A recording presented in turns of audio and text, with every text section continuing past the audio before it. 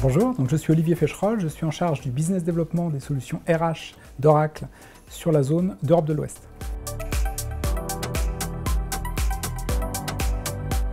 Alors tout d'abord parce qu'Oracle est un partenaire, j'ai envie de dire, traditionnel et régulier de Deloitte. Donc évidemment on regarde avec attention tout ce que fait Deloitte, en particulier les tendances RH, qui est quelque chose pour moi d'extrêmement important. Donc c'est la première raison. Deuxième raison, c'est que c'est un événement qui, ici, basé à Paris, est orienté autour du futur de l'innovation et amène les interlocuteurs RH, les interlocuteurs du métier, qui sont nos principaux interlocuteurs, à se poser des questions sur comment appréhender l'avenir dans ce contexte très incertain. Donc voilà, il y avait un programme assez solide. Oui, alors le thème de l'atelier était sur le talent management de demain, donc le futur du talent management. Talent management, c'est à la fois quelque chose d'évidemment ancien dans le monde des RH, mais qui a jamais été autant secoué, j'ai envie de dire, par la digitalisation, par la transformation qui est au cœur de ce que vivent tous les RH aujourd'hui. Et donc on a voulu, avec le témoignage d'Oracle, mais aussi avec un témoignage client, montrer un peu les deux facettes de cette transformation, à la fois ce qui est proposé par la solution et comment la solution aide à modifier les process du point de vue du client. Donc c'est Schneider Electric qui a bien voulu témoigner ce matin. Et je pense qu'on a eu une session assez intéressante, en tout cas d'après les commentaires des participants et les nombreuses questions, j'ai l'impression qu'ils ont trouvé de la matière intéressante. Oracle propose une solution qui s'appelle HCM Cloud, qui est From Hire to Retire en bon français, donc ce qui veut dire de l'embauche à la retraite. Ça veut dire qu'on a une solution qui est très complète, qui va couvrir tous les processus RH, que ce soit évidemment le recrutement, la formation, le talent management, la fixation des objectifs, la rémunération.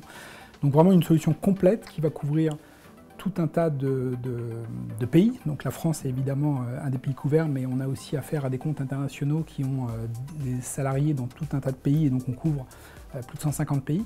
Donc une solution qui est très complète, qui va descendre, j'ai envie de dire, très loin dans les fonctionnalités, tout ça en cloud. Donc qu'est-ce qu'on dit en cloud? Cloud ou SaaS, encore une fois, deux mots bien français, mais software as a service, ça veut dire qu'on va vraiment mettre en avant la relation très forte entre l'éditeur et le client, qui est pour moi une des composantes du software as a service, c'est qu'on va être dans une logique d'amélioration permanente, de mise à niveau avec des versions qui vont être très régulières, beaucoup plus que dans l'ancien monde du on-premise. Et on va établir une relation de partenariat avec nos clients. Alors, partenariat, c'est parfois un mot un petit peu galvaudé. Dans ce cas-là, non, puisque 80% des évolutions de la solution viennent de demandes clients. Donc on est vraiment dans une logique où on va les écouter, on va collecter leurs attentes, et ça va permettre d'influencer l'évolution de la solution dans la direction qu'ils attendent.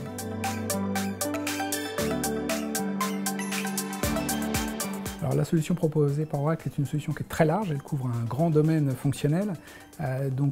Comment est-ce qu'on l'aide, j'ai envie de dire, au quotidien, une fois que cette solution est implémentée chez le client?